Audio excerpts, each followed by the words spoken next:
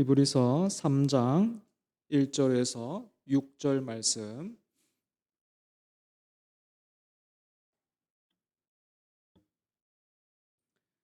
우리 같이 읽을까요? 히브리서 3장 1절에서 6절입니다. 시작. 그러므로 함께 하늘의 부르심을 받은 거룩한 형제들아, 우리가 믿는 도리의 사도이시며 대제사장이신 예수를 깊이 생각하라.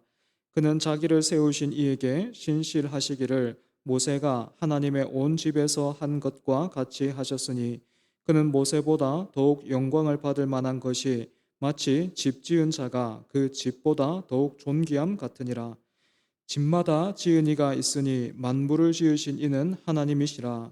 또한 모세는 장래에 말할 것을 증언하기 위하여 하나님의 온 집에서 종으로서 신실하였고, 그리스도는 하나님의 집을 맡은 아들로서 그와 같이 하셨으니, 우리가 소망의 확신과 자랑을 끝까지 굳게 잡고 있으면 우리는 그의 집이라. 아멘. 읽은 말씀을 본문으로 백종수 목사님 신실한 종, 신실한 아들이라는 제목으로 말씀 전해 주시겠습니다.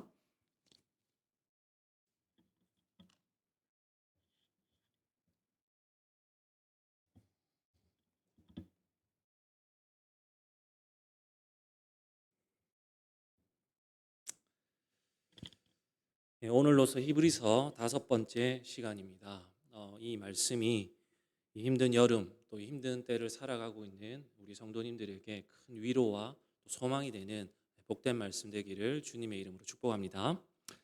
이미 알고 계시겠지만 한 번 더 말씀드리면요, 이 히브리서는 영적인 위협과 유혹 앞에 있던 이 유대인 그리스도인들에게 그리스도인에 대한 믿음을 굳게 유지하고 결코 떠내려가지 않도록 격려하고 또 소망을 주기 위해서 기록되어진 편지이자 설교문입니다. 제가 이 히브리서는 기록된 이 패턴이 있다 제가 말씀을 드렸는데, 삼중구조 패턴이라고 말씀을 드렸습니다. 뭐냐 하니까 본론, 결론, 권면, 이런 패턴을 가지고 이 히브리서가 쓰여지고 있습니다.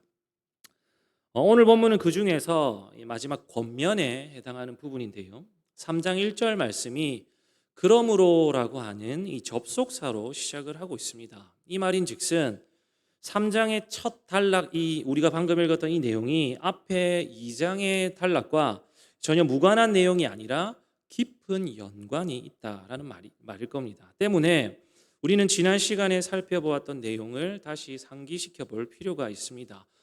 기억이 가물가물하시겠지만 우리는 지난 시간에 2장 두 번째 단락의 말씀을 통해서 왜 우리 예수님이 인간이 되셨는지 그것에 대해서 살펴보았고요.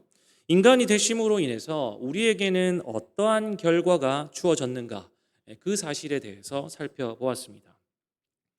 예수님이 천사보다 잠시 동안 하등한 존재가 되신 이유가 무엇이었습니까? 저와 여러분을 영광으로 이끌기 위함이었습니다. 우리 예수님은 구원의 창시자, 즉 구원의 개척자로서 누구도 감당할 수 없는 방법으로 저와 여러분의 구원을 이루어 내셨습니다. 저와 여러분을 거룩하게 하셔서 하나님 앞에 다시 설 수 있도록 만들어 주셨습니다. 그것도 모자라서 우리 같은 자들에게 하나님의 아들이라고 하시는 분이 우리를 가리켜서 형제요, 자매요, 그렇게 친히 불러 주셨습니다. 하나님 나라의 가족으로, 하나님 나라의 권속으로 우리 주님께서 우리를 받아 주셨다는 거예요. 우리 예수님은 하나님의 일에 자비하고 신실한 대제사장이 되셔서 우리의 모든 죄를 속량해 주시고 죽음에 대한 공포와 두려움으로 떨고 있는 저와 여러분을 자유케 해 주셨습니다. 그리고 당신께서 먼저 그 시험과 고난을 다 받으셨고 또 승리하셨기 때문에 지금도 고통받고 있는 성도들을 능히 돕고 계십니다. 왜 천사가 아니라 예수님이어야 하는지에 대한 분명한 이유가 다 설명되어졌습니다. 자, 그리고 오늘 본문은요, 그러므로라고 하면서 앞에 주제를 고스란히 받으면서 독자들에게 강력한 권면을 선포하고 있습니다. 그 권면이 무엇입니까? 예수를 깊이 생각하라. 바로 그것입니다. 예수 그리스도의 성육신을 통해서 구원받은 하나님의 백성들에게 마땅한 신앙의 자세는요, 예수님을 깊이 생각하는 것입니다. 이것은요, 예수를 주의 깊게 관찰하는 것, 예수를 주의 깊게 주목하는 것, 심사숙고하는 것, 연구한다는 그런 뜻이기도 합니다. 도대체 이것은 어떤 의미겠습니까? 그냥 아무것도 하지 않고 방 안에 틀어박혀 가지고 하루 종일 앉아서 그냥 그분 떠올리면 되는 걸까요? 예전에 제가 초등학교 1학년 때 저희 집에는요, 예수님 초상화가 집에 벽에 걸려 있었습니다. 아마 여러분들이 많이 보셨던 그 그림일 것 같은데요. 제가 그 그림을 굉장히 좋아했습니다. 대충 모습은 이렇습니다. 이 컬이 살아있는, 그죠? 이게 곱슬머리, 긴 곱슬머리에 쌍꺼풀이 선명한 눈이었고요. 그리고 그 얼굴 중에서 코가 가장 잘생기셨어요. 코가 정말 오똑하고, 그리고 피부는 또 얼마나 매끈합니까? 굉장히 예수님이 잘생기셨던 걸로 기억을 하고 있습니다. 저는 어릴 적에 이 초상화가 굉장히 좋았고요. 그래서 저는 그 모습을 보면서 저분이 예수님이구나, 진짜 예수님이구나 철떡같이 믿었습니다. 그래서 저는요, 초등학교 1학년 여름방학 그리기 숙제로 이 예수님 초상화를 그려가지고 학교에 가지고 갔습니다. 제 생각에는 굉장히 잘 그렸다, 초등학교 1학년 수준에서 굉장히 잘 그렸다라고 생각을 해서 이거 가지고 가면 칭찬받겠네, 그것을 가져갔는데요. 웬걸요, 독실한 불자이신 우리 담임 선생님께 굉장히 혼이 났었습니다. 그때부터 선생님이 저를 별로 안 좋아하셔서 저희 어머니가 학교에 오셔서 촌지 2만 원을 주머니에 찔러주신 후에야 선생님의 태도가 바뀌셨습니다.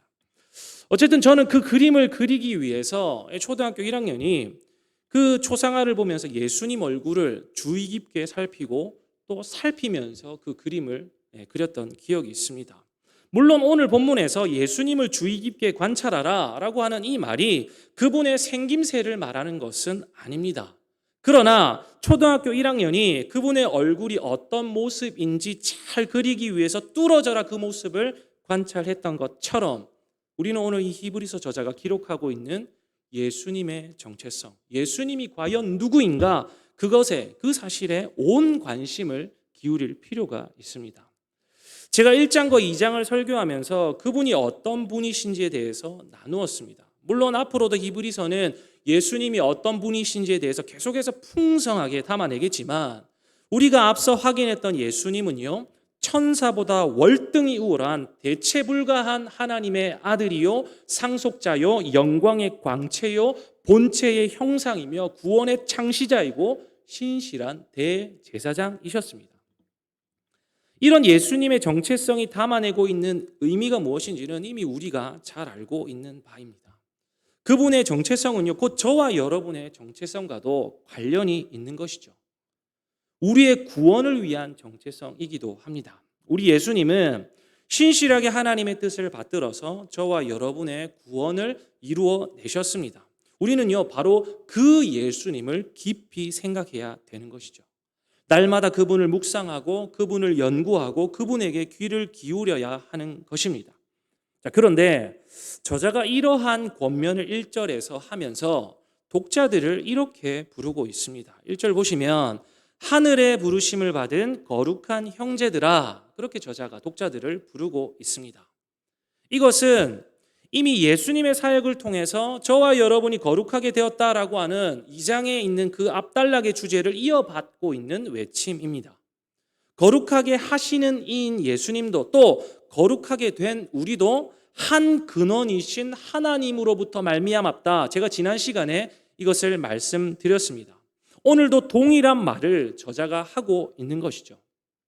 독자들을 하늘의 부르심을 통한 거룩한 형제요 자매로 하늘나라의 한 공동체로 여기면서 이 저자가 권면을 하고 있는 겁니다. 저자는 그런 한 공동체 된 독자들이 떠내려가지 않기를 소망하면서 권면하고 있는 것입니다. 사랑하는 여러분, 교회가요, 세상과 구별되는 특징 중 하나는 바로 공동체성일 것입니다. 오늘날과 같이 갈기갈기 찢어지고 나뉘어진 이 개인주의 사회에서 교회는요, 그리스도를 머리로 한 그 한 몸으로서, 한 가족으로서 모이기에 힘을 씁니다. 그리스도의 피값으로 태동된 교회는요, 이런 공동체성을 지키기 위해서 애를 쓰고 힘을 써야 되겠죠. 그러나 오늘날 그런 공동체성이 많이 상실되어 있는 것 같아서, 특히나 이 코로나 시대에는 그런 공동체성이 많이 상실되어 있는 것 같아서 참으로 안타깝습니다. 오늘 저자가 유혹과 핍박으로 떠내려가고 있는 것 같은 이 영적인 위기를 맞은 독자들을 안타깝게 여기면서 하늘의 부르심을 받은 거룩한 형제들아, 이렇게 권면을 하고 있는 것처럼 저와 여러분들도요, 환난당한 지체들이 있다면 그 사람들, 그 가족들을 붙들고 주님의 마음으로 권면하고 주님의 이름으로 위로하고 그렇게 기도하기를 주저하지 말아야 될 것입니다. 한편 저자는요, 그렇게 형제들을 부른 다음에 앞서 말씀드린 권면이죠, 예수를 깊이 생각하라, 그렇게 말을 하고 있는데 그 말 앞에 수식어가 있습니다. 예수님을 가리켜서 믿는 도리의 사도이며 대제사장이신 그런 수식어로 꾸미고 있습니다. 이 부분을 세번역 성경으로 다시 보면요, 우리가 고백하는 신앙의 사도요 대제사장이신, 그렇게 세번역 성경은 번역을 하고 있는데요, 이 말인즉슨 우리의 고백의 내용인 사도 그리고 대제사장, 그런 뜻입니다. 그러니까 우리 예수님이 우리 신앙 고백의 내용이시다라는 그러한 말이겠죠. 그 내용이 무엇인지는 계속해서 지금까지 언급되었고요, 본문은 그분을 가리켜서 사도라고, 대제사장이라고 말을 하고 있는 겁니다. 자, 지금 사도라고 얘기를 했는데 이 부분이 좀 낯설게 느껴질 것도 같은데요, 신약 성경 어디에서도 예수님을 가리켜서 사도라고 표현한 적은 없습니다. 여기가 유일한 곳입니다. 사도하면 보통은 어떤 사람들이 떠오릅니까? 12사도가 떠올라집니다. 그런데 예수님을 가리켜서 이 부분에서 사도다 그렇게 말을 하고 있는 이유가 무엇이겠습니까? 사도는요, 그 이름의 뜻이 보냄을 받은 자라는 그런 뜻을 가지고 있습니다. 그러니까 예수님은요, 단어의 그 뜻 그대로 하나님으로부터 보냄을 받은 자가 되셔서 하나님의 일을 전하시고 하나님의 뜻을 실천하셨습니다. 그러니 그분에게도 사도라고 하는 이 수식어를 붙일 수가 있는 것이죠. 그리고 또 대제사장이다 그렇게 말을 하고 있는데 이것은 앞서 2장에서 신실한 대제사장이라고 했던 그 주제를 지금 저자가 이어받고 있는 것입니다. 그러면서 2절에요, 그 예수님의 신실함의 주제를 증언하고 있는데 그것을 설명하기 위해서, 그 예수님의 신실함을 증언하기 위해서 오늘 본문에서는 누가 등판했는가 보니까 모세가 등판을 했습니다. 제가 최근에 본 프로그램이 하나 있는데요, 뭐냐 하면 최강야구라고 하는 프로입니다. 우리 야구 좋아하시는 우리 장로님 보셨는지 모르겠는데 보신 것 같아요. 끄덕끄덕 하시는데, 최강야구라고 하는 프로그램이 있는데 이 프로가 뭐냐 하니까 이 나이가 많아서 은퇴한 이 프로야구 선수들을 모아서 팀을 만들고 이 사람들이 아마추어 팀들과 실제 야구 경기를 펼치는 그런 프로입니다. 제가 첫 경기를 방송으로 봤는데요, 고교 최강이라고 하는 그 고교 최강팀 중에 하나라고 하는 덕수고등학교랑 이 은퇴한 이 레전드들 팀이 경기를 했습니다. 아무리 은퇴해서 나이 많은 선수들이라고 하더라도 이 한국 프로야구에서 레전드였던 사람들이지 않습니까? 그래서 이 고교팀 감독이 선발 투수를요, 메이저리그, 미국 메이저리그에서도 주목하고 있는 괴물 선수를 등판시킵니다. 고등학생인데 이 선수가요, 고등학생인데 157km 강속구를 뿌려댑니다. 그냥 막 던져도 150km가 넘습니다. 그런데 레전드는 레전드인 것이 이 고등학생 선수가 아무리 150km가 넘는 강속구를 뿌려도 이 레전드 선수들의 실력과 경험을 넘어서지 못하는 겁니다. 제 기억으로 그 고교 선수가 한 1, 2회 만에 조기 강판 당합니다. 우리가 1장과 2장에서 천상의 존재였던 천사가 예수님과의 비교 대상으로 등판했던 것을 우리는 기억을 하고 있습니다. 1장과 2장에서는 예수님의 우월하심을 비교하기 위해서 천사가 등판했었습니다. 그런데 불과 2장 만에 천사는요, 예수님의 우월성 앞에 무릎을 꿇고 조기 강판을 당하고요, 3장에서 구원투수로 누가 등장했습니까? 모세가 새롭게 등판을 하고 있는 겁니다. 그렇게 히브리서 저자는요, 예수님의 신실함 그리고 모세의 신실함을 함께 비교하면서 예수님의 우월함을 증언하고 있는데요, 2절 말씀을 한번 보십시오. 예수님의 신실함을 이야기하면서 모세가 하나님의 온 집에서 한 것과 같이 하셨으니 그렇게 말을 하고 있습니다. 저자는요, 이 모세라는 사람을 등반시키고 나서 그를 비판하는 것으로 예수님을 지켜 세우지 않습니다. 모세가 누굽니까? 시내산에서 하나님과 대면하기도 했고요. 율법을 수여받은 명실상부 구약시대 이스라엘의 최고의 지도자가 아니겠습니까?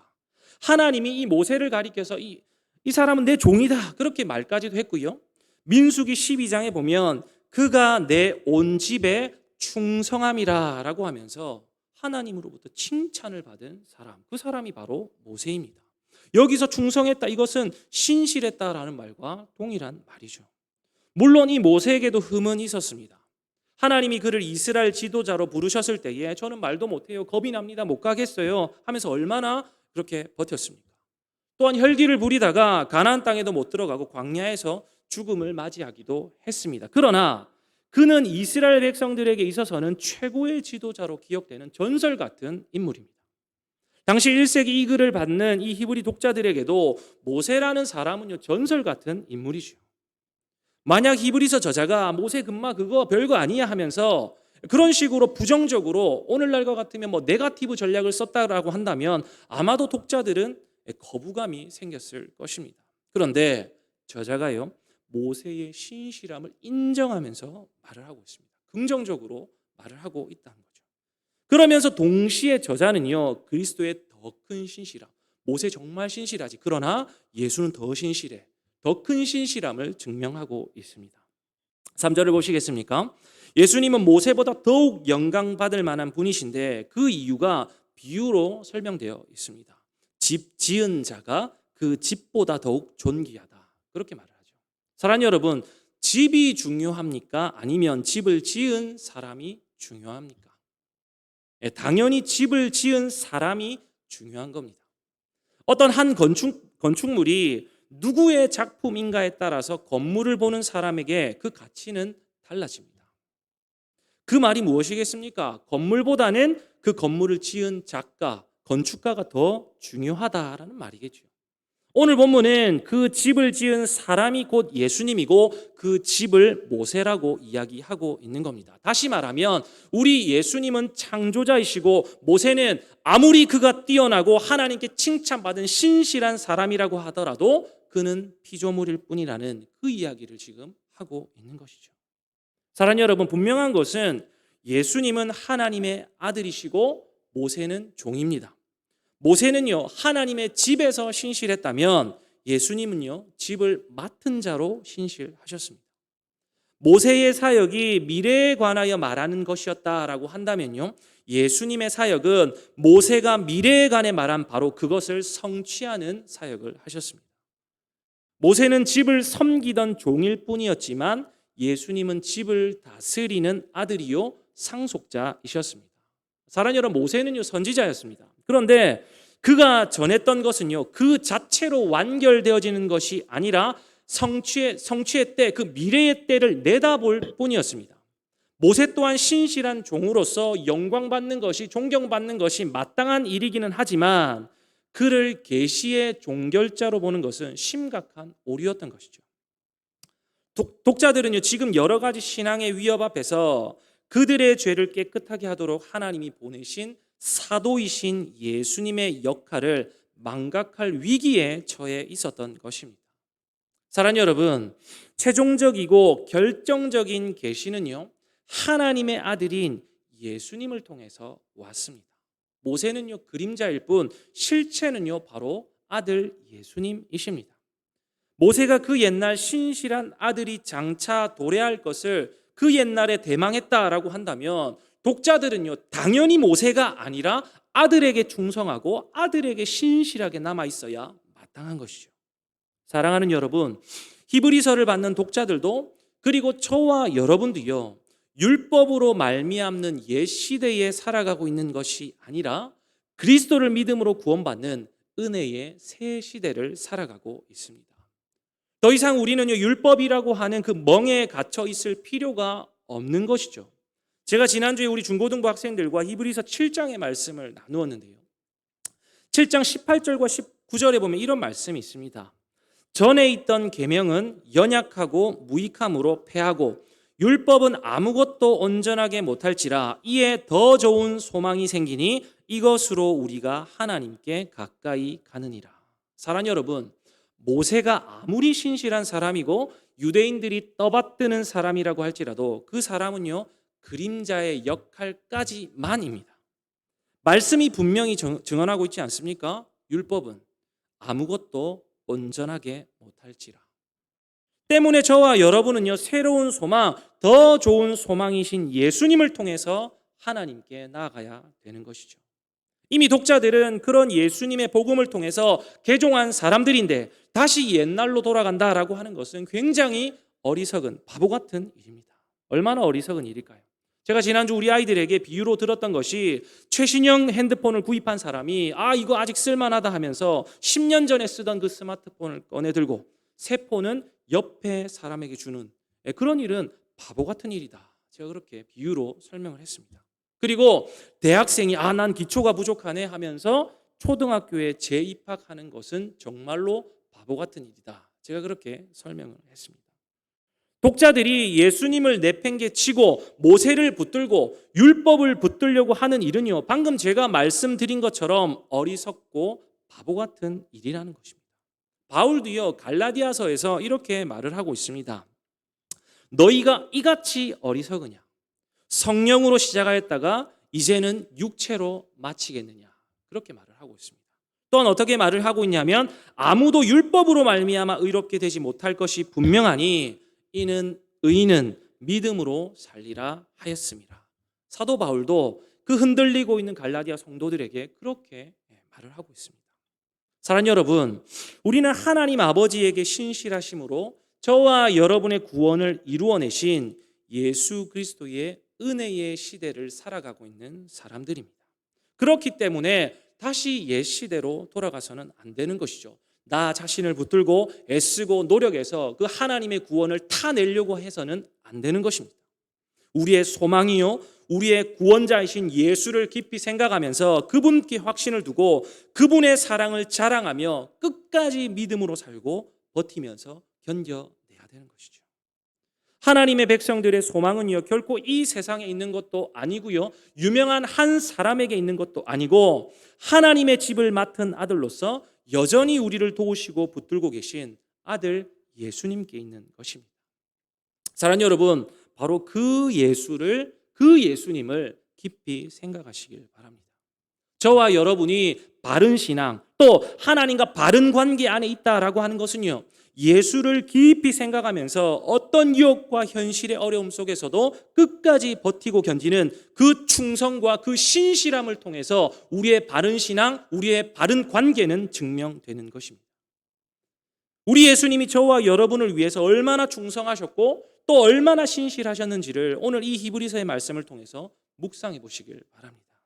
흔들릴 때마다, 유혹이 찾아올 때마다 그 하나님의 말씀을 꺼내들고 그분의 사역과 그분의 사역이 이뤄낸 결과가 무엇인지를 계속해서 되뇌이시고 묵상하시길 바랍니다.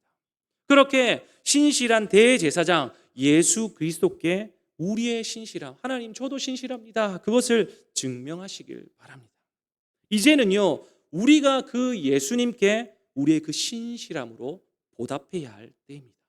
그것이 아니라면 우리는요, 떠내려갈 수밖에 없는 것입니다.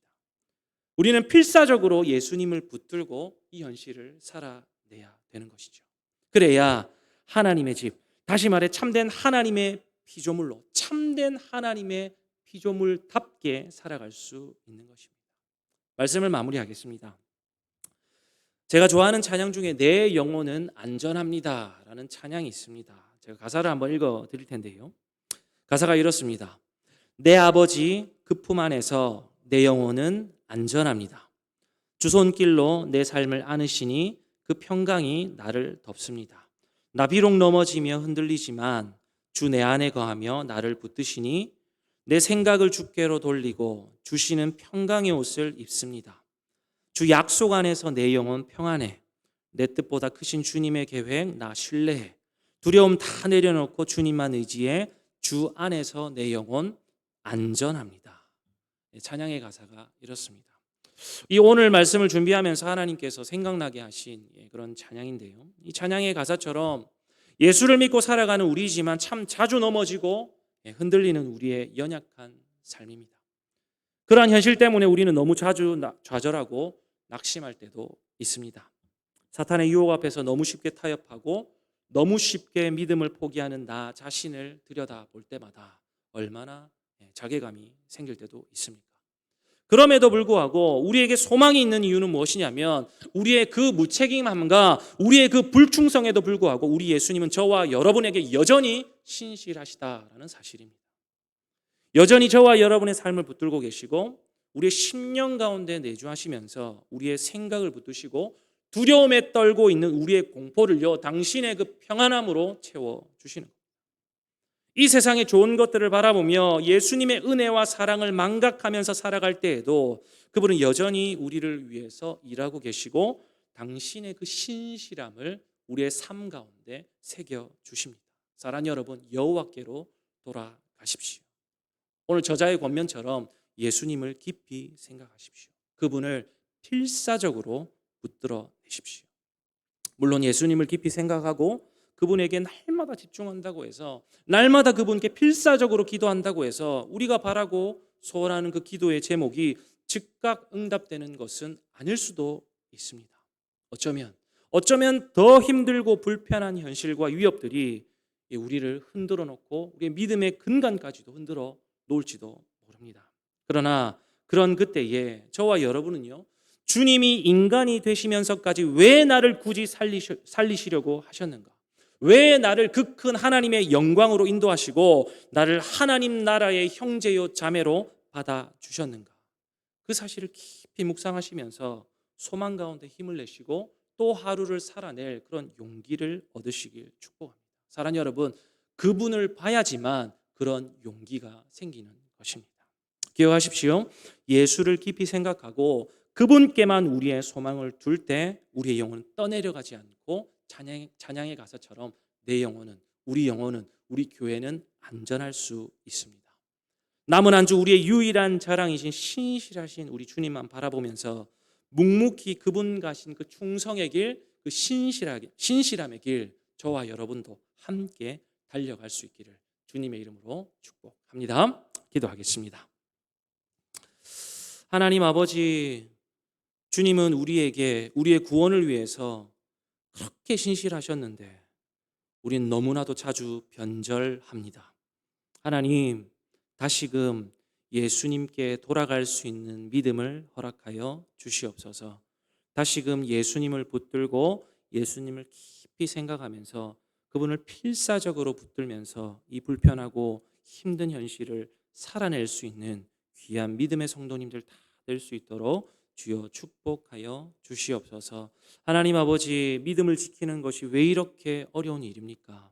많은 유혹들도 있고 우리의 마음을 화나게 하는 일들도 왜 이렇게 많이 있습니까? 하나님, 믿음 지키기가 참 어려운 이때에 하나님, 예수님이 왜 나를 위해서 인간이 되어 주셨는가? 복된 그 복음의 소식을 내 마음에 다시금 새기고 다시금 그것에 집중함으로 말미암아 더 겸손히 주님 따를 수 있는 신실한 주의 종들 다 될 수 있도록 주여 축복하여 주시옵소서. 감사드리고 예수님의 이름으로 기도드립니다. 아멘.